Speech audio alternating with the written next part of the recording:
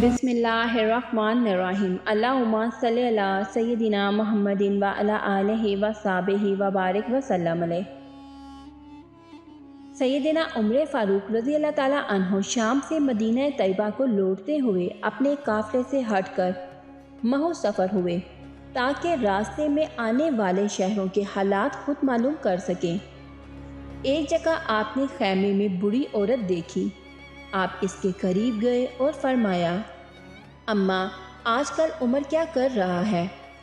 وہ بولی، سنا ہے وہ شام سے واپس آ رہا ہے، اللہ اسے میری طرف سے اچھی جزا نہ دے۔ آپ نے فرمایا، افسوس، وہ کیوں؟ وہ بولی، اس لیے کہ آج تک مجھے اس کی طرف سے کچھ نہیں ملا، درہم نہ دینار۔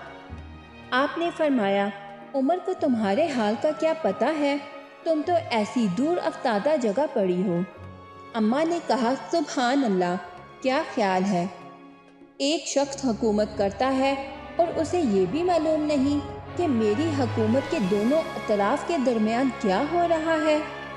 یہ سن کر سیدنا عمر فاروق رضی اللہ تعالیٰ عنہ رو پڑے اور اٹھتے ہوئے بولے، ہائے عمر، لوگوں کے سوالات، اے عمر، تم سے تو ہر کوئی شخص زیادہ سمجھدار ہے۔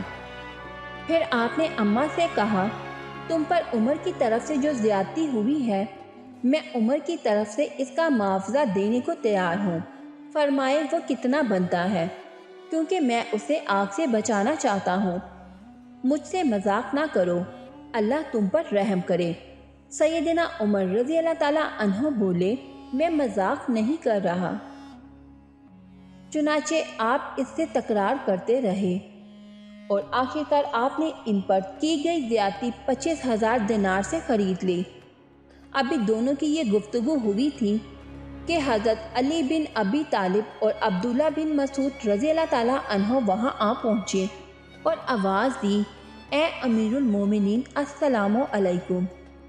اماں افسوس سے سر پر ہاتھ رکھ کر بولی، ہائے بربادی، میں امیر المومنین کے سامنے انہی کی توہین کرتی رہی۔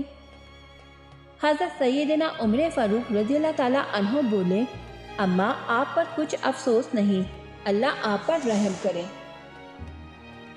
حضرت سیدنا عمر فاروق رضی اللہ تعالیٰ عنہ نے چمڑے کا ایک ٹکڑا منگوانا چاہا تاکہ اس پر کچھ لکھ سکے، مگر وہ نہ ملا۔ آپ نے اپنے زیب تن تھیلے کا کچھ حصہ پھاڑا اور اس پر لکھا، بسم اللہ الرحمن الرحیم۔ یہ تحریر نامہ ہے، اس امر کا ہے کہ عمر نے اپنے دور حکومت میں فلاں عورت پر کی ہوئی زیادتی اس سے 25,000 دینار میں خرید لی، اس لیے وہ روز محشر اللہ کے حضور عمر پر کوئی دعویٰ نہیں کر سکتی۔ سیدنا علی بن ابی طالب اور عبداللہ بن مسعود اس پر گواہ ہیں۔ آپ نے یہ تحریر حضرت علی مرتضیٰ رضی اللہ تعالیٰ عنہ کو دیتے ہوئے فرمایا، اگر میں آپ سے پہلے فوت ہو جاؤں تو اسے میرے کفن میں رکھ دینا۔ اگر آپ لوگوں کو میری یہ ویڈیو اچھی لگی ہو تو اپنے دوستوں کے ساتھ شیئر اور لائک ضرور کریے گا، اور اس طرح کی اچھی ویڈیوز دیکھنے کے لیے ہمارے چینل کو سبسکرائب کریں۔ ملتے ہیں نیکسٹ ویڈیو میں، اپنا بہت سارا خیال رکھیے گا، اللہ حافظ۔